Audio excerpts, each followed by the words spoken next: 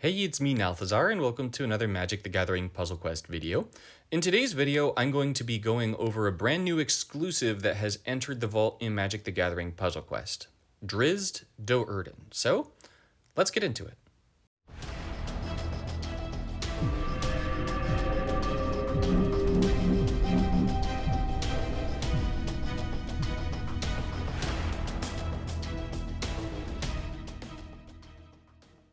Now, to get this started, an extra big shout out and thank you to Talovar from YouTube. In the Inferno of the Star Mounts video that I made, I asked if you guys would want me to pick up Drizzt to make a video on it. And Talovar wrote in the comments, "Hello, sir. I would like to see what builds you do for Drizzt. I'd be more than willing to donate to your collection by way of Patreon." And Talovar went above and beyond and donated enough that I could pick up Drizzt and make this video for you guys. So if y'all want to go ahead, you can even go to his comment on that Inferno of the Star Mounts video and say a special thank you to him. It was absolutely phenomenal and incredibly generous of him to do this so I could make this video for you all. So Talovar, thank you from the bottom of my heart. I really appreciate it.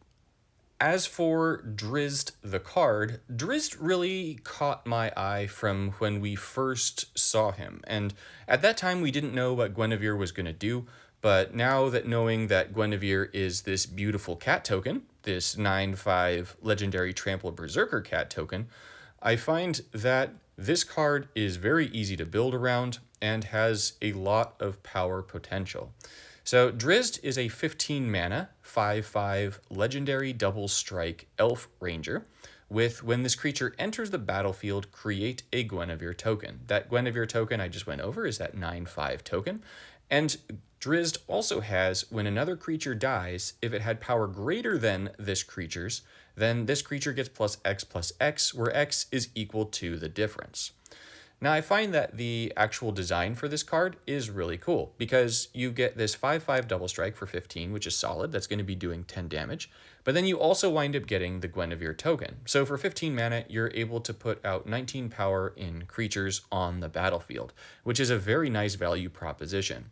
And then beyond that, the Guinevere token is designed fantastically in that it's going to, with Berserker, swing at your opponent's creatures, and then it's ultimately going to either kill them or itself. Now, if it kills itself, then Drizzt is actually going to get a power-up. Drizzt is going to go from a 5/5 to a 9/9 because it's going to gain power equal to the difference. The difference here would be 4. 9 minus 5 is 4, so Drizzt gets a permanent +4/+4 buff. However, if you wind up buffing up Guinevere at all, then if and when Guinevere dies, it's going to go ahead and buff up Drizzt even more. And if your opponent winds up getting a big creature down, or you wind up getting another big creature down, and that creature dies, and that creature has a greater power than Drizzt, then Drizzt is going to, you guessed it, power up even more. So there happen to be a whole lot of cards and Planeswalkers that are going to combo really well with both Drizzt and the Guinevere token. Guinevere being a token is huge because we can take advantage of effects like Populate for it. As for some Planeswalkers that pair really well with Drizzt, I happen to really like a number of walkers in conjunction with Drizzt.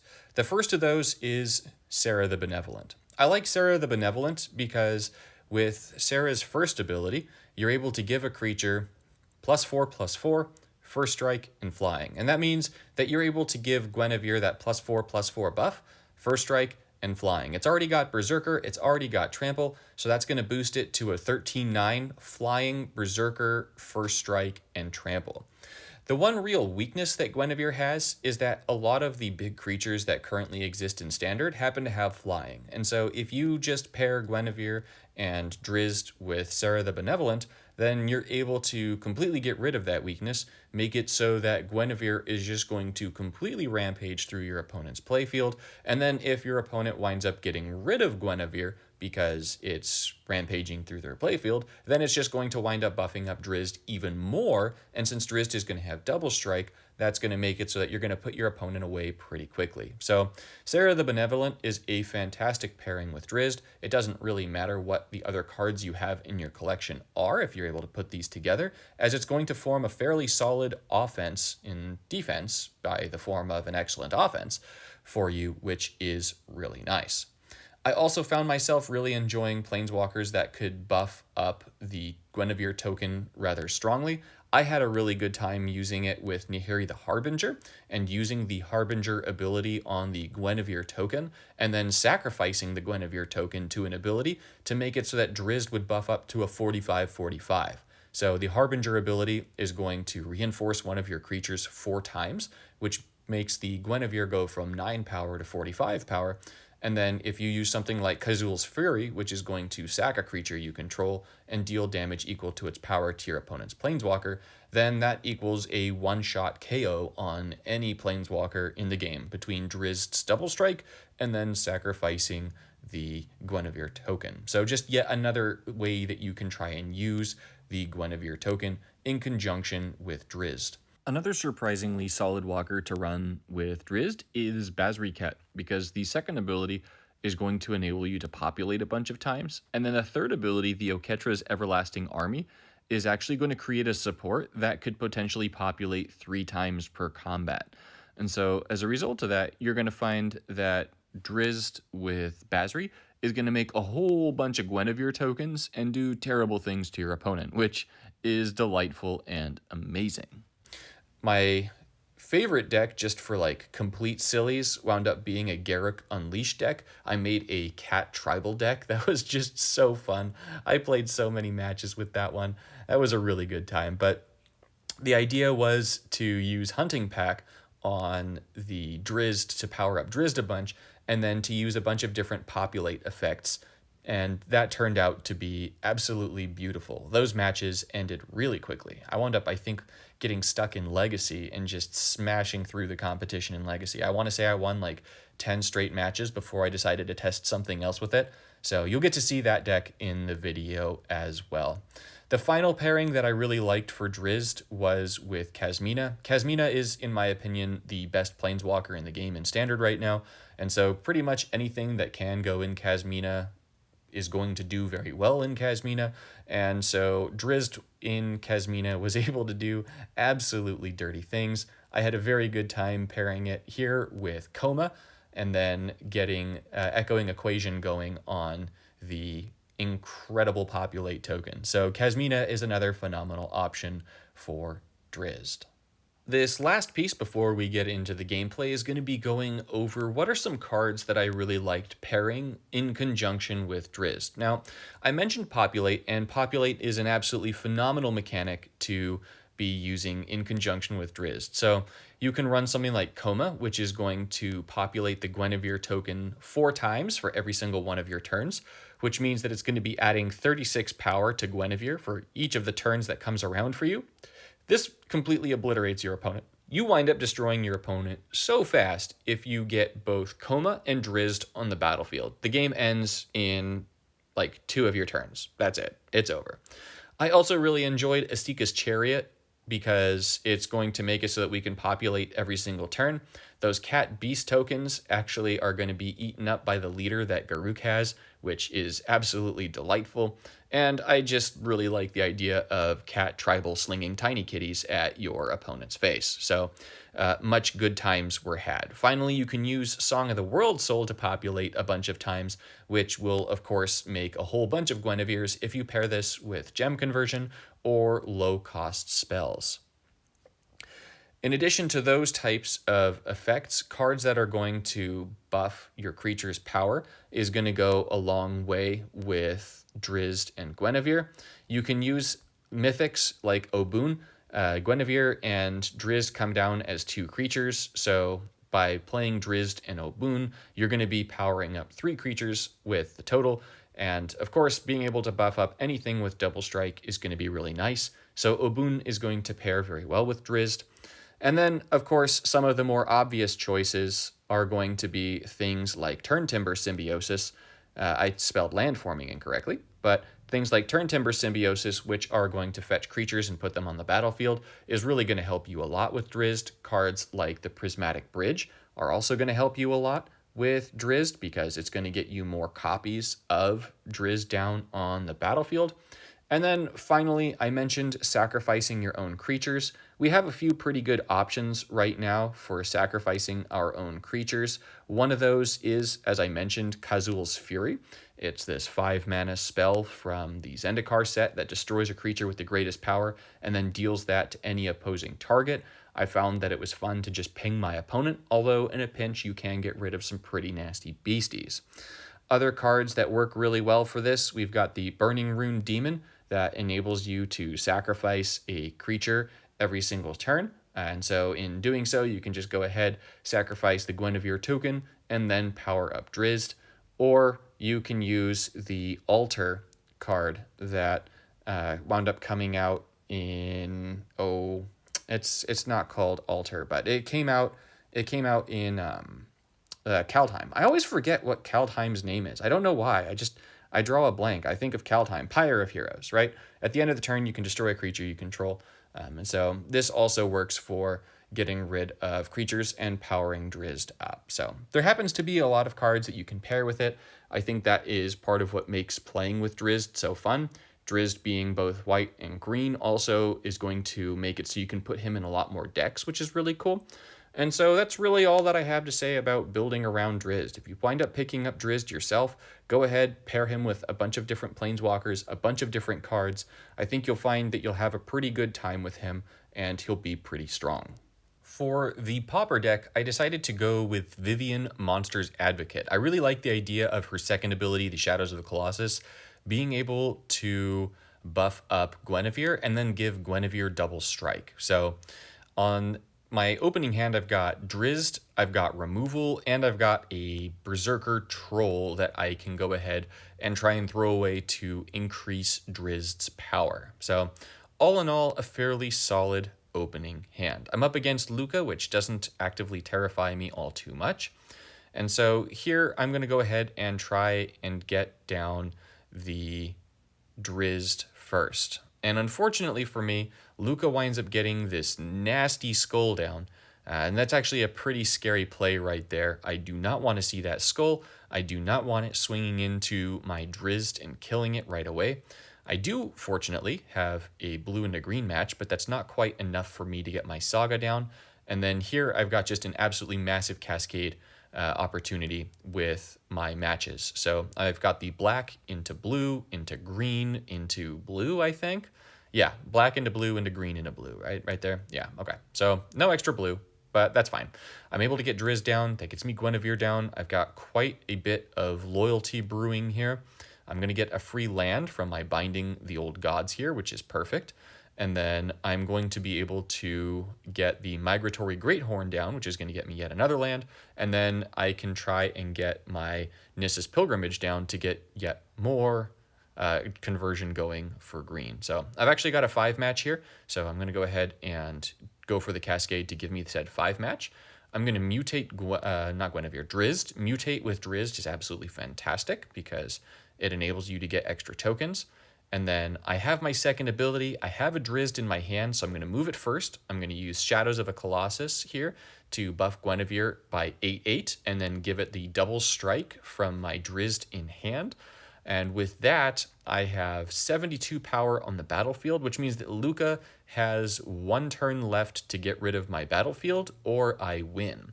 And even if Luca winds up destroying Drizzt and leaves Guinevere down, Guinevere is going to be able to kill Luca. And just like that, I've got a really quick match that completely ends Luca. So there's going to be nothing else to happen here. I was kind of hoping I'd be able to buff up my board just a little bit more to, flex a little bit more on my opponent. And I did get the lucky Cascade, which gets me an extra Drizzt and an extra Guinevere. And that's all she wrote. The Pauper deck completely smashed him. For this match, I really wanted to try Drizzt in a deck that was actively trying to sacrifice creatures to make him stronger. So the idea behind this deck was actually to get Guinevere out and then to use Nahiri's third ability on Guinevere and then sacrifice Guinevere to buff Drizzt, so that Drizzt would get the permanent buff from Nahiri's third on the token. Now my opponent winds up getting a turn 1 Quartzwood Crasher, which is completely terrifying. I do not wind up getting enough power in that Shatterskull Smashing to be able to destroy it, but that's really not the end of the world, because so long as I'm able to make a red match here, which I will be able to do, I will be able to get rid of both the Crasher and the token, and I'm going to get some red gem conversion out of it. So even though my opponent got a pretty crazy play on the first turn, my choosing to prioritize gem conversion wound up being pretty key for me. Now, I do get some pretty lucky draws right there, and then unfortunately my opponent is running that Infernal Land that flickers your creatures. So I've got Kazul's Fury, which is really nice. I've got a Prismatic Bridge, which is excellent, but Guinevere is going to go ahead and get exiled every single turn until I get another creature on the battlefield. So at this stage, I just need to get the Prismatic Bridge down, hope that I'm able to pull up Chandra, or even just get the Den of the Bugbear down, because that's going to bring out Goblin tokens, which will definitely help me. But I'm going to prioritize getting the Prismatic Bridge down, as well. I'd obviously rather have Chandra's Incinerators over the alternative of singular 1/1 Goblin tokens, but it doesn't really matter too much. So my opponent plays yet another Quartzwood Crasher, and then I'm really hoping to get the Incinerator here from the bridge, and I do get one, which means that I can use my third on Guinevere. I can use the Kazul's Fury to burn my opponent for 45. And so between the Kazul's Fury and the third ability here with Guinevere, I'm going to be burning my opponent for 45 to the face. They're going to take another 90 from Drizzt for a grand total of 135 damage, which is enough to kill any Planeswalker in the game. So one of the things that's really cool about this combo is that you can one-shot any Planeswalker, even Angrath, who has the highest health total. So we're going to go ahead, we're going to make our match. We're going to get the Den of the Bugbear down. I'm going to use Kazul's Fury, and I'm going to actually target Tibalt. I was considering for fun targeting the Crasher, but I have no really good reason to do that, because the Incinerator's actually going to go ahead and burn that thing out anyways. And then the Drizzt is up to 90 attack with the 45-45 double strike. Tibalt only has 44 health, so that's going to be the end of Tibalt once all of this cycles through and I play my last land. So we get our Stoneforge, we get another Bugbear, the Incinerator gets flickered, and that's the end of Tibalt. So this is a matchup of Basri Ket with Drizzt, and this was actually a pretty funny match. This was my second match using Basri, and I actually played against the same person with the same deck twice in a row, which I found kind of amusing. But I made a small deck tweak between matches 1 and 2, and that made a really big difference for me. So I get the Prismatic Bridge down early. I'm already at my third ability, which means that this is just going to be a really quick game, especially because I've gotten my Drizzt from the first pull. I'm going to go ahead and give the Kitty token the Bravery and Vigilance, and now at this stage, Narset basically has to kill Drizzt and Guinevere if they want any chance to try and win, so they'll need to kill them both at the same time. So probably something like Ruinous Ultimatum would be able to save Narset, but anything shy of that is going to turn into just complete death. I wind up getting yet another Drizzt here, which is just absolutely insane. So that gives me a second copy of Guinevere. It gives me a second Drizzt, which is going to be hitting for double strike damage. And then because I've got 3 creatures down, I'm going to be populating 3 times. So you'll see that I get 3 more reinforcements on Guinevere, and that means that next turn the game is over if Narset does not kill both Guinevere and Drizzt. So Narset does not kill them both. That means that this is going to be a guaranteed KO this turn.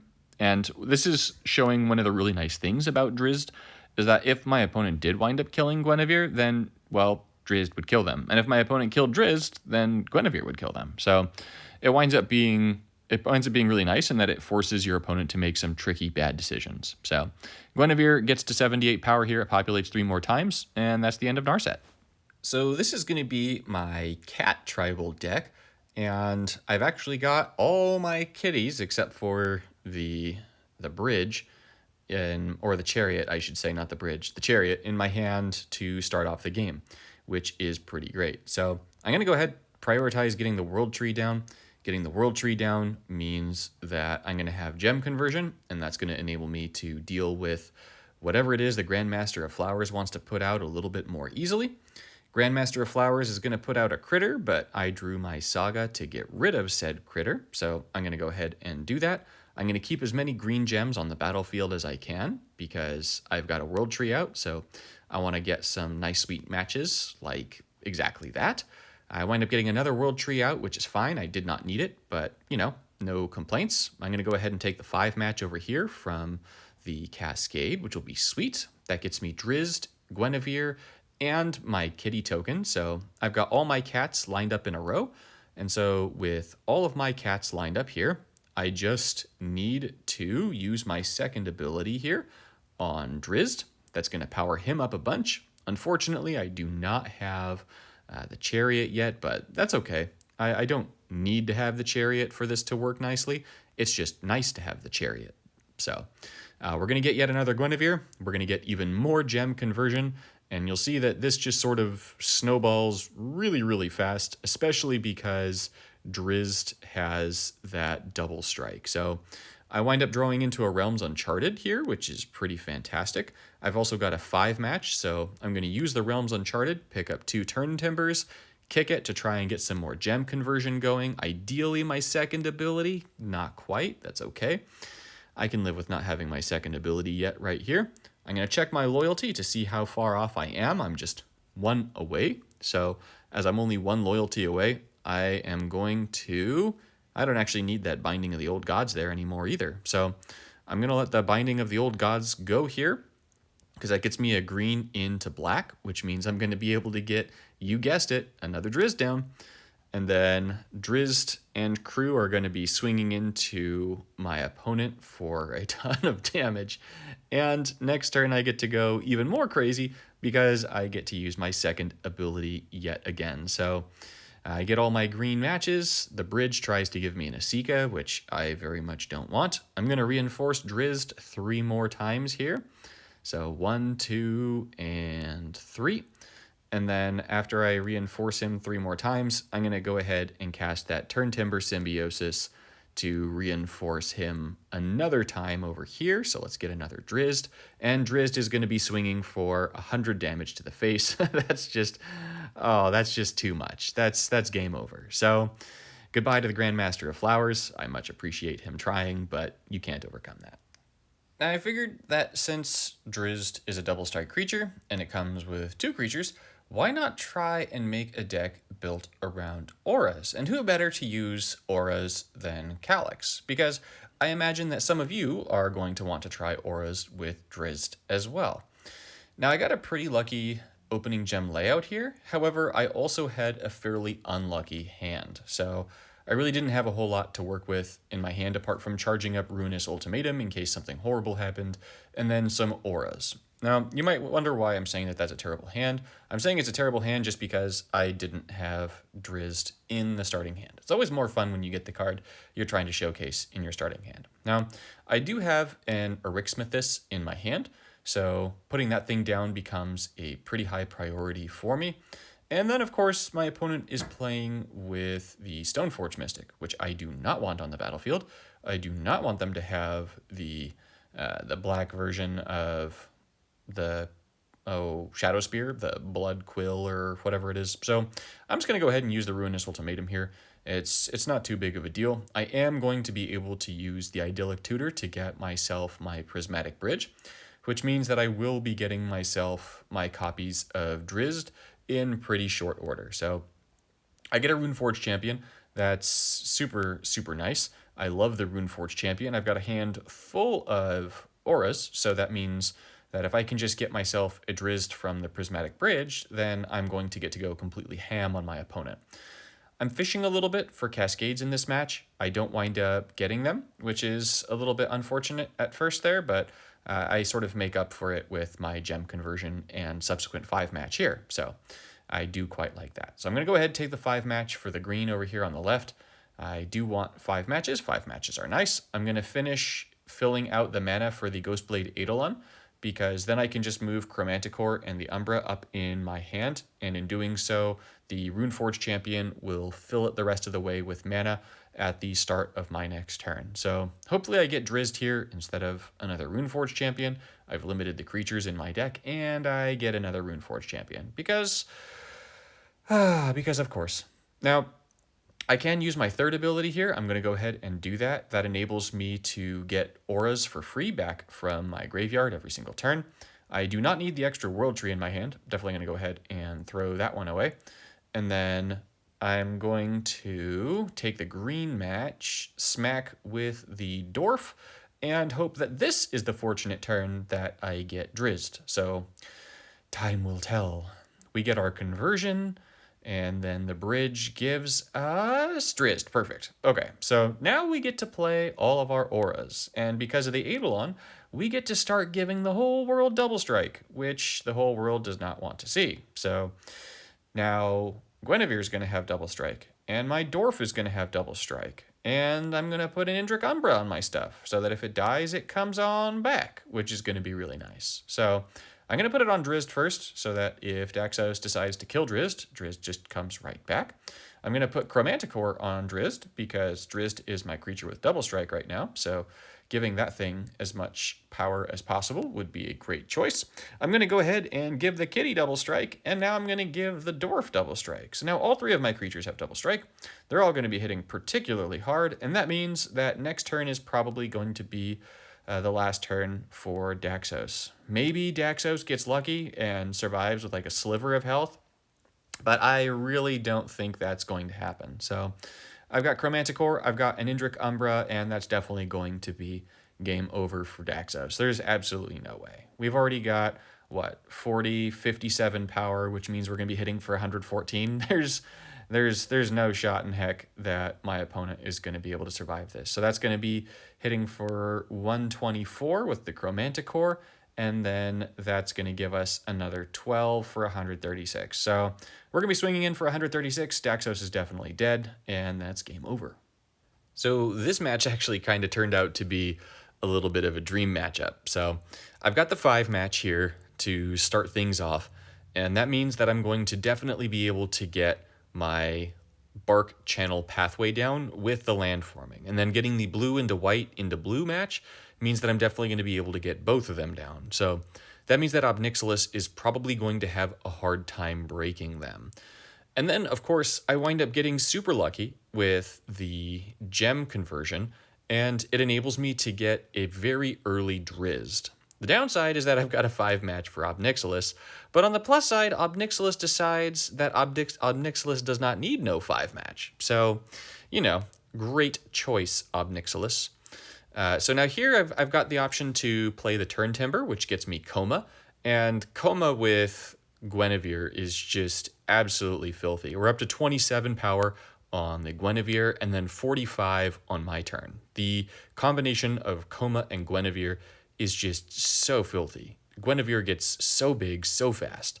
So there I'm checking my loyalty. I wanted to see how much I needed to be able to get to Tamiyo's third ability, which means that I'm able to play the World Tree here. I'm able to swing against Obnixilis. The Guinevere is going to get buffed again on Ob's turn and then again on my turn. And you'll see that in just 2 of my turns, I've got Guinevere up to 81 power. And then, of course, I've got the Echoing Equations coming in, and I've got a 5 match in green. So I'm able to go ahead, keep the Turn Timbers. I'm going to go ahead, throw away the Escape to the Wild there. I'm going to be able to play both of my Echoing Equations here. However, I'm going to hold off just in case I have another 5 match, just in case there's a way to get even more reinforcements on Guinevere before I do that. And of course I get one. I'm able to get 2 actually, because I'm able to play 2 more Drizzts here. And then that's going to get me 2 more Guineveres. And then the Echoing Equations are just going to make it so that this gets entirely out of hand. Guinevere gets to 450 power, and that's the end of Obnixilis. In conclusion, you can use Drizzt with so many different Planeswalkers and in so many different decks that if you wind up picking up this card, you're going to have a lot of fun just tinkering around and trying a bunch of different play styles and different Planeswalkers that maybe you just don't use that much right now. So I know that I had a lot of fun using Drizzt Do'Urden. I had actually a great deal of fun playing with Drizzt, as you can see by my putting so many different gameplay clips in the video.